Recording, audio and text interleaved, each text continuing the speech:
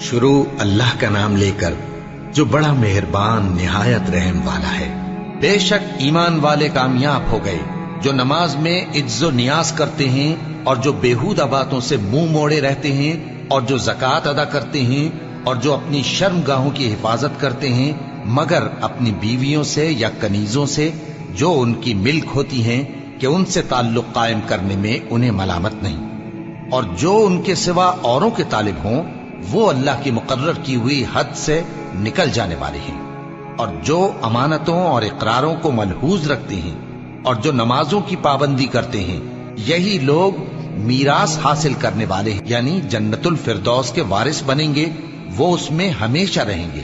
اور ہم نے انسان کو مٹی کے خلاصے سے پیدا کیا ہے، پھر اس کو ایک مضبوط اور محفوظ جگہ میں نطفہ بنا کر رکھا، پھر ہم نے نطفے کا لوتھڑا بنایا، پھر لوتھڑے کی بوٹی بنائی، پھر بوٹی کی ہڈیاں بنائیں، پھر ہڈیوں پر گوشت پوست چڑھایا، پھر اس کو نئی صورت میں بنا دیا۔ سو بڑا برکت والا ہے اللہ جو سب سے اچھا بنانے والا ہے۔ پھر اس کے بعد تم مر جاتے ہو، پھر قیامت کے روز اٹھا کھڑے کیے جاؤ گے، اور ہم نے تمہارے اوپر کی جانب 7 آسمان پیدا کیے، اور ہم خلقت سے غافل نہیں ہیں۔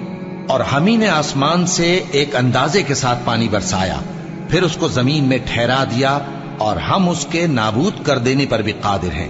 پھر ہم نے اس سے تمہارے لیے کھجوروں اور انگوروں کے باغ بنائے، ان میں تمہارے لیے بہت سے میوے ہوتے ہیں اور ان میں سے تم کھاتے ہو۔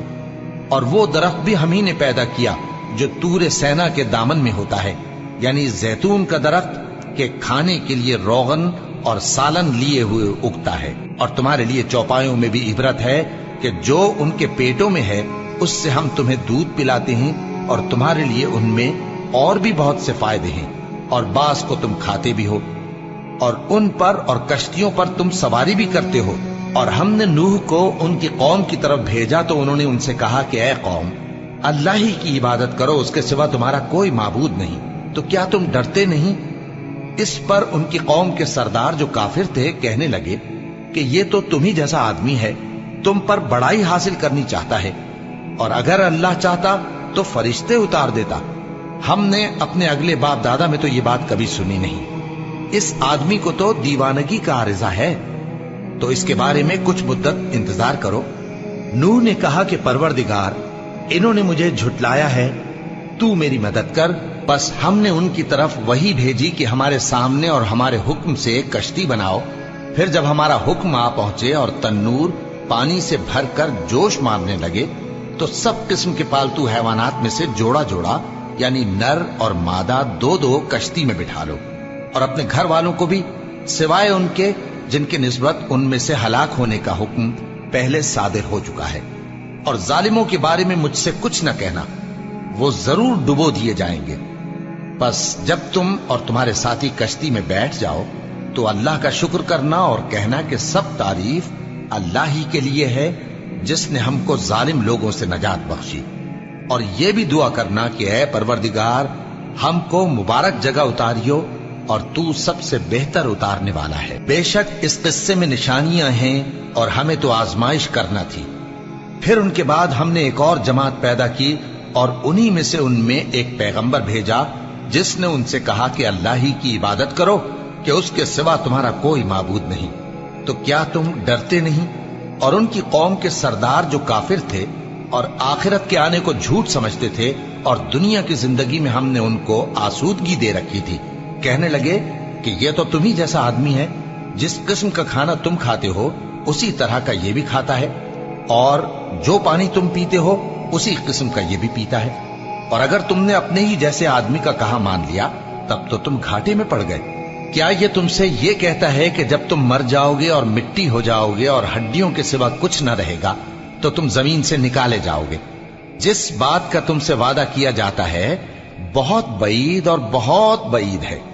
زندگی تو یہی ہماری دنیا کی زندگی ہے کہ اسی میں ہم مرتے اور جیتے ہیں، اور ہم پھر نہیں اٹھائے جائیں گے۔ یہ تو ایک ایسا آدمی ہے جس نے اللہ پر جھوٹ افترا کیا ہے، اور ہم اس کو ماننے والے نہیں۔ پیغمبر نے کہا کہ اے پروردگار، انہوں نے مجھے جھوٹا سمجھا ہے، تو میری مدد کر۔ فرمایا کہ یہ تھوڑے ہی عرصے میں پشیمان ہو کر رہ جائیں گے، آخر ان کو وعدہ برحق کے مطابق जोर की आवाज ने आ पकड़ा तो हमने उनको कूड़ा कर डाला। बस जालिम लोगों पर लानत है। फिर उनके बाद हमने और जमातें पैदा की। कोई जमात अपने वक्त से न आगे जा सकती है न पीछे रह सकती है। फिर हम लगातार अपने पैगंबर भेजते रहे। जब किसी उम्मत के पास उसका पैगंबर आता था तो वो उसे झुटला देते थे, तो हम भी बाज को बाज के पीछे हलाक करते और उन पर अजाब लाते रहे और उनको दास्तानें बनाकर छोड़ते रहे।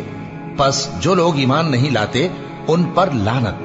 फिर हमने मूसा और उनके भाई हारून को अपनी निशानियां और दलील जाहिर देकर भेजा, यानी फिरौन और उसके दरबारियों की तरफ। तो उन्होंने तकब्बुर किया और वो सरकश लोग थे।